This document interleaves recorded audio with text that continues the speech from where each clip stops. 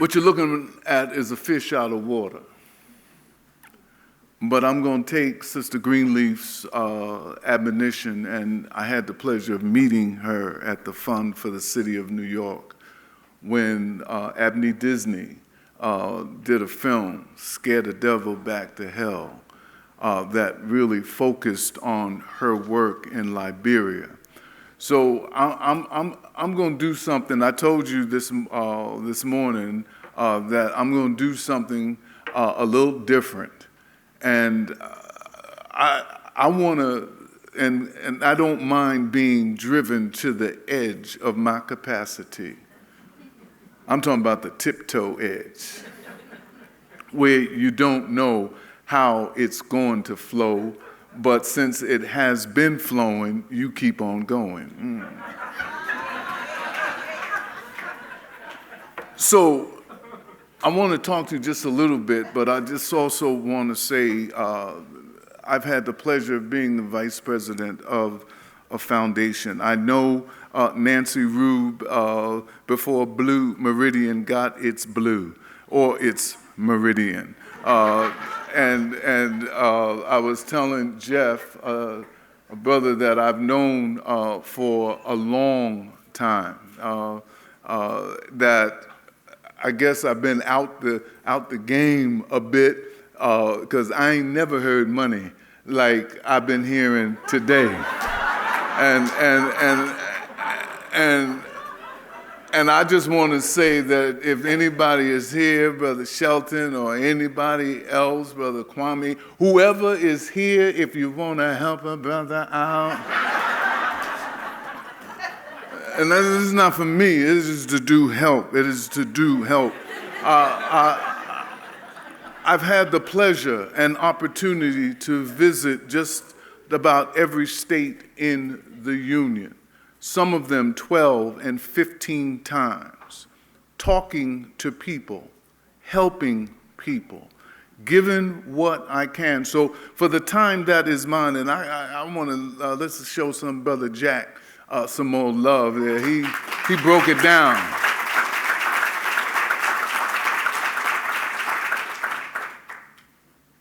I was born in the South. And I'm talking about the South Bronx. I was, and the boogie down. That's right. All of that. It wasn't boogieing or down back then when I was a kid, but that's where I come from. But I want to make a reference that is also confession and an epiphany, all wrapped up in one. When I was 4 years old,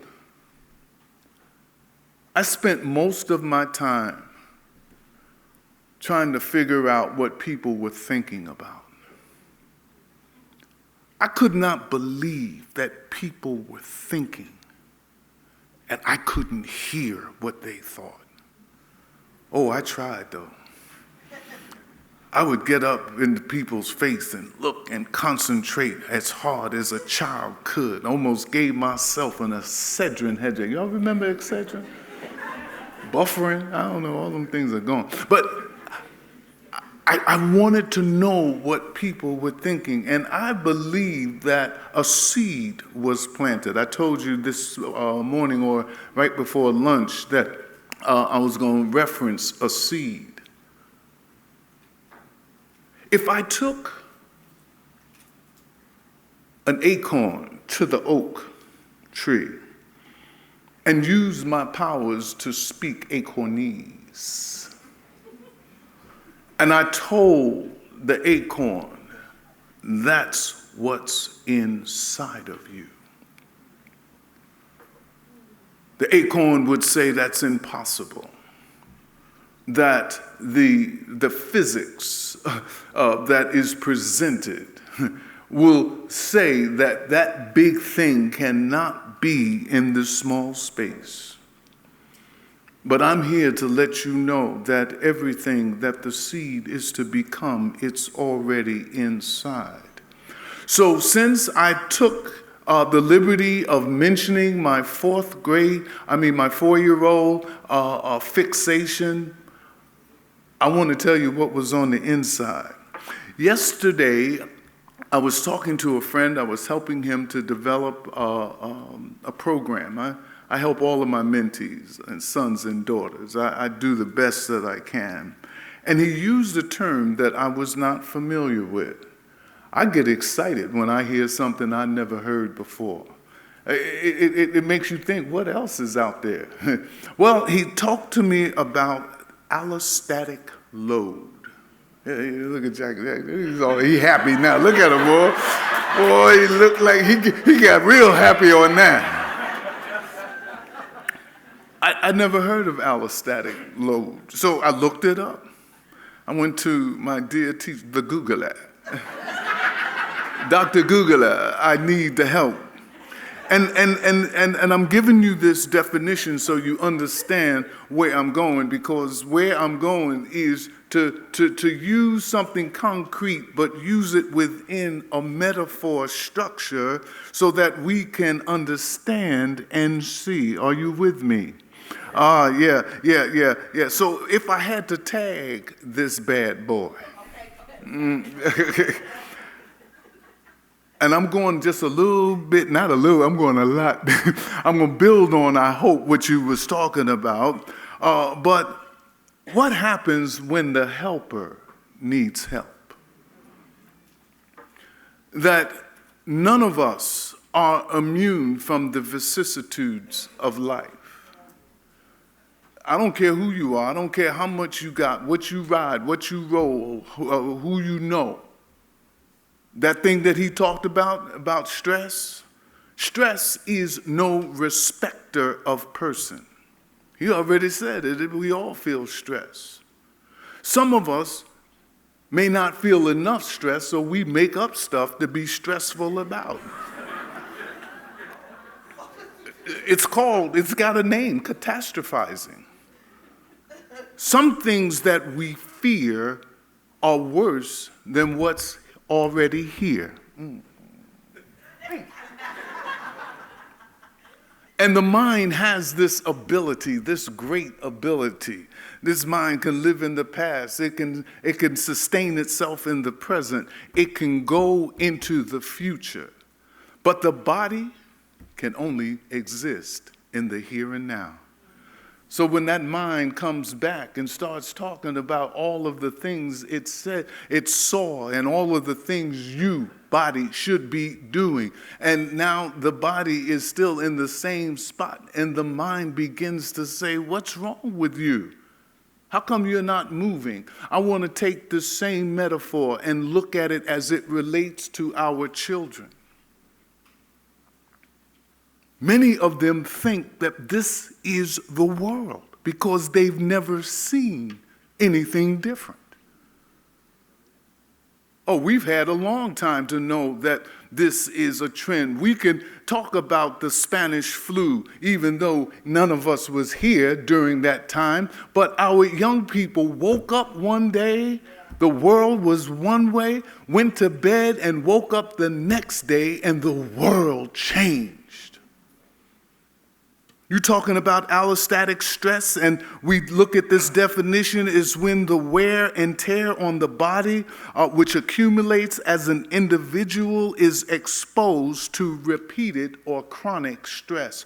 We have been exposed to repeated and chronic stress. For those parents, for those folk who had to wonder how were their children going to be educated. Now, all of a sudden, folk that never took education courses are now with the computer trying to help their child, don't know what's going on, how it's going to work. That is stress. I want to know, is there anybody in here during the time, and now look, I'm not even going before the pandemic. I can go down that street, but then you say, Fonzo, you're getting kind of personal. So I'm going to limit myself and limit my analysis to the pandemic. I'm just going to ask somebody in this room, have you felt an overload of stress in the last 2.5 years as the pandemic has run its course? Would you just raise your hand?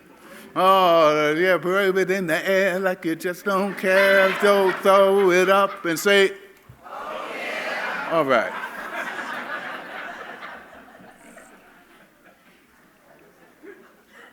It's real. The fact that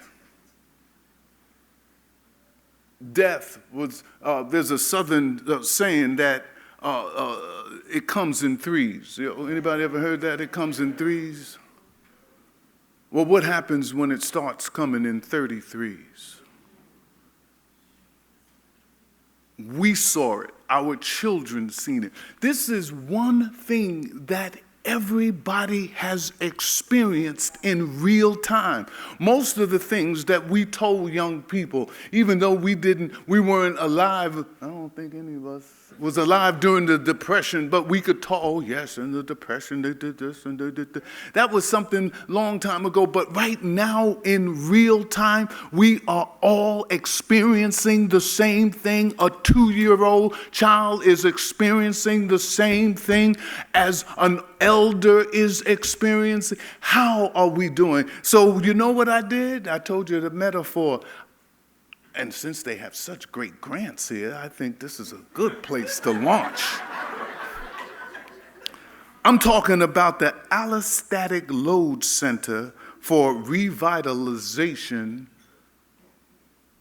of Warriors, of love warriors.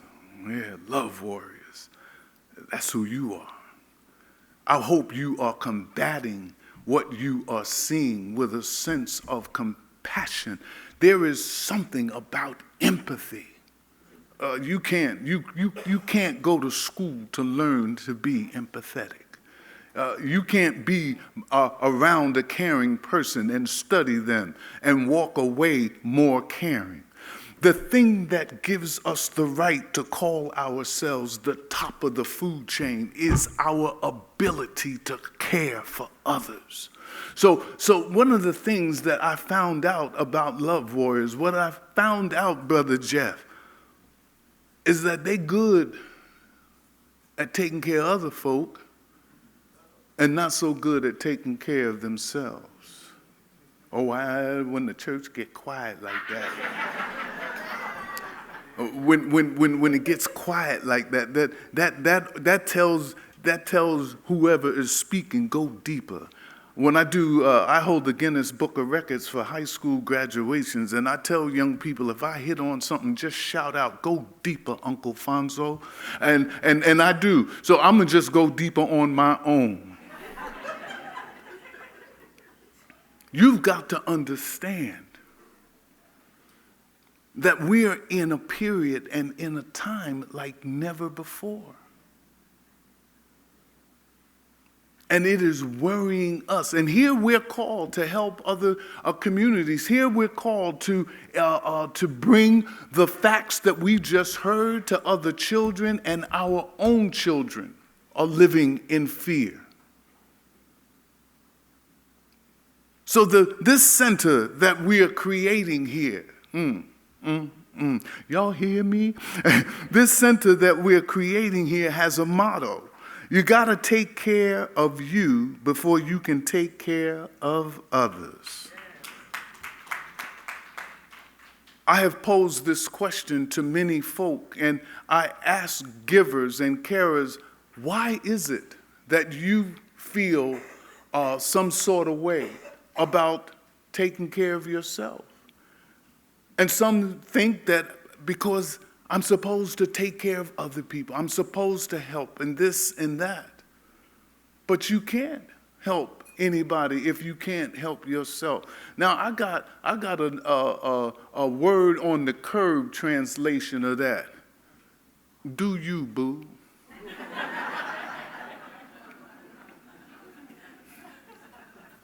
If you don't understand, ask somebody.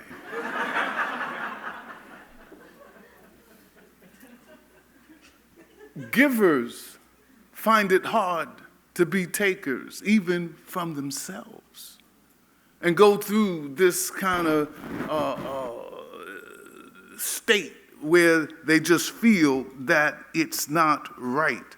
But this allostatic load center, and I'm talking about for revitalization. Some of us need some revitalization. All of the things that's going on, it comes with a cost. These 12 hours, 13, 14 hours, I used to put them in when I was young. When Jeff and I, we came up in the same neighborhood, the same community, working crazy hours. We was young. I can barely make it to the last clue in Jeopardy now. I mean,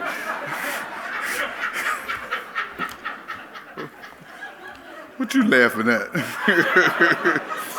You sleep too.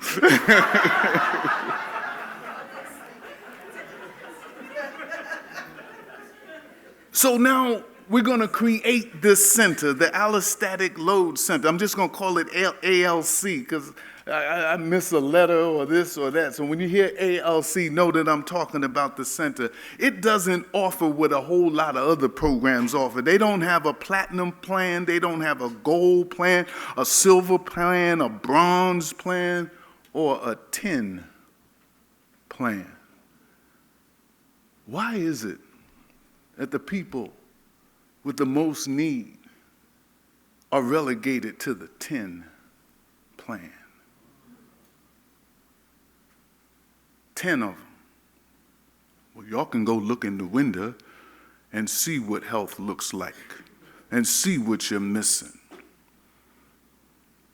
And here we deal with populations that are most in need, and they get the least services, and then blamed for being in the position that they're in. It's like putting somebody in a race and throwing some weights on them and say, see, I told you they can't run. I told you that they can't compete. I told you that they can't keep up. And if you complain about it, you're a whiner. And nobody talking about the race card anymore. You don't even hear that no more. That used to make old people nervous. Oh, the race card. You know why? I don't know why I'm saying this. I told Jeff I only got two bosses, one that lives up there and one that lives beside me called my wife.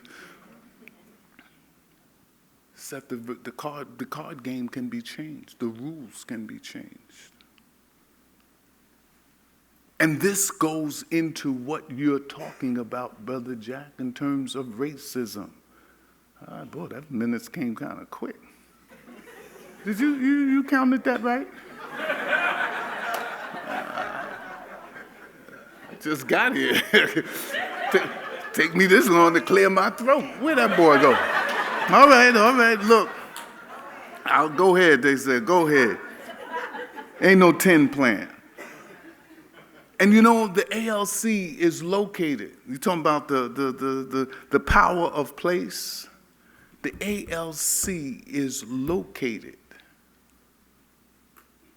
on a place called Hope Street. Let me just, you live there? You have one? So let me just tell you something. Now here's a story, and this is a true story that goes with the metaphor. At the start of the pandemic, we were all freaked out. I'm talking about as it gained momentum. I wasn't too scared because I knew where China was, but I didn't know where Wuhan was. I looked for it and I didn't see it, so I said, okay.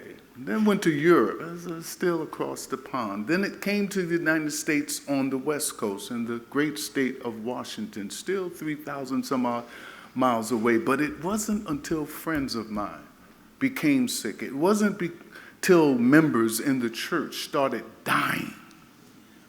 I said, oh, this is deep here. And social isolation, all of the things that was put into place only exacerbated those who were going through, those that had issues. So a friend of mine called me. And we were going down the list, you know those calls you get, who's here, who's not here, how you doing, are you taking care of yourself, did you get the vaccine, who did you get, why did you get, all of those questions. But she asked me, Alfonso, how are you? A direct question.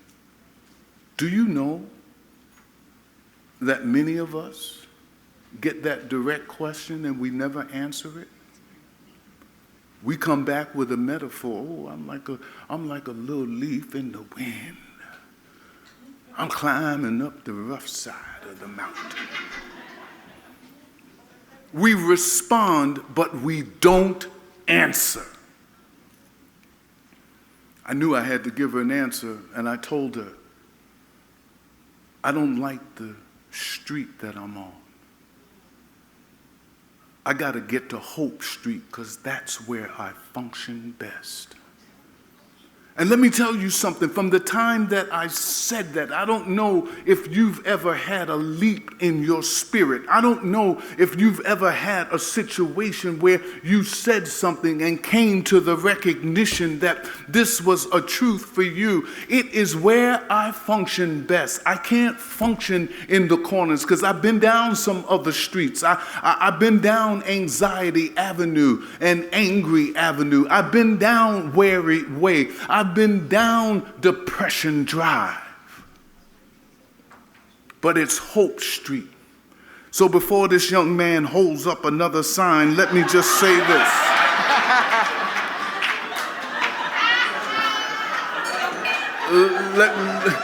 He got a lot of them over there. All right. He gonna get me. Let me see if I can just do.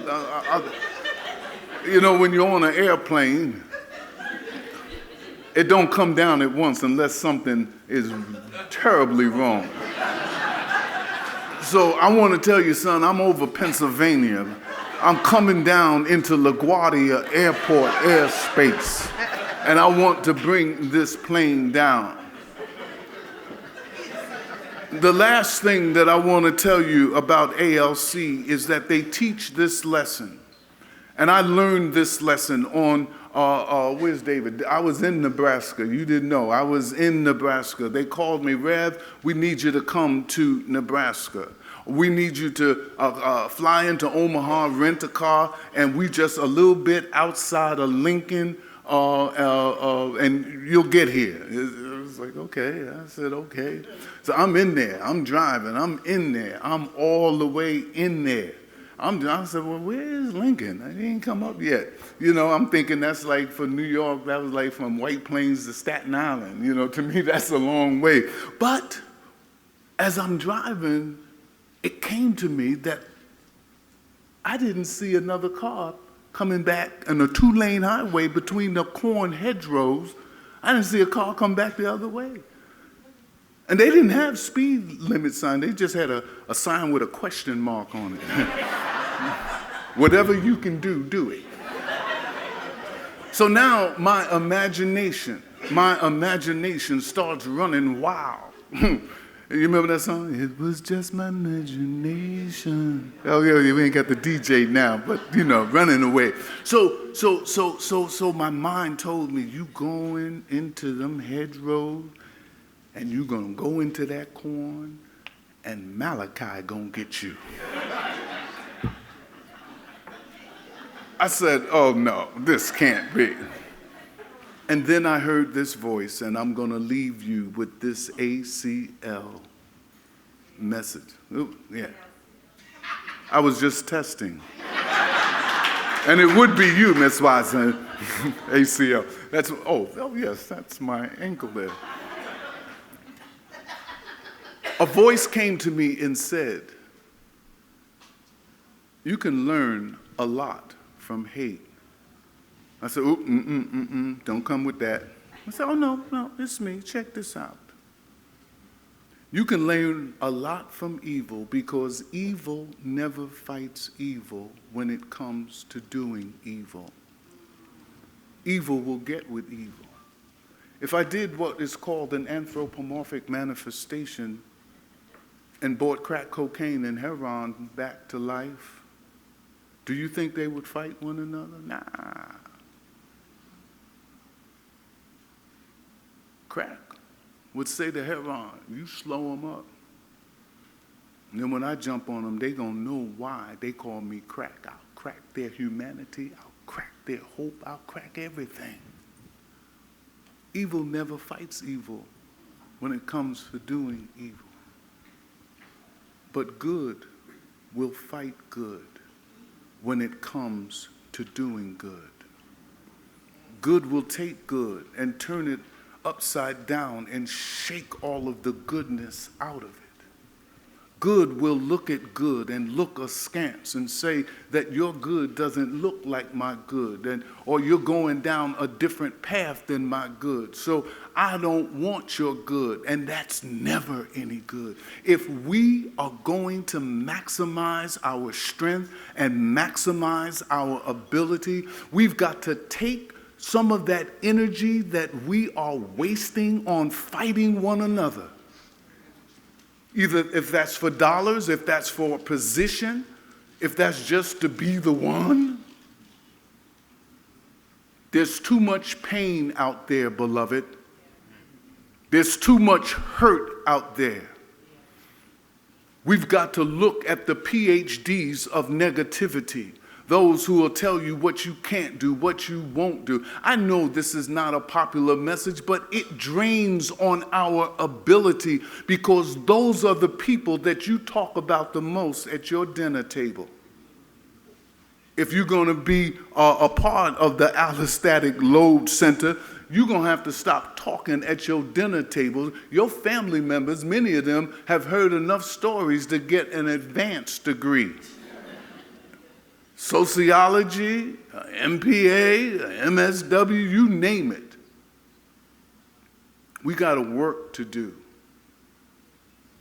We've got to help these children because many of them will be here a lot longer than us to turn this world right side up, to spin it, reverse it, put it on a different axis. So with that said, I do have more, but I guess I got to be obedient. You just can't come into the Watergate and not follow the rules.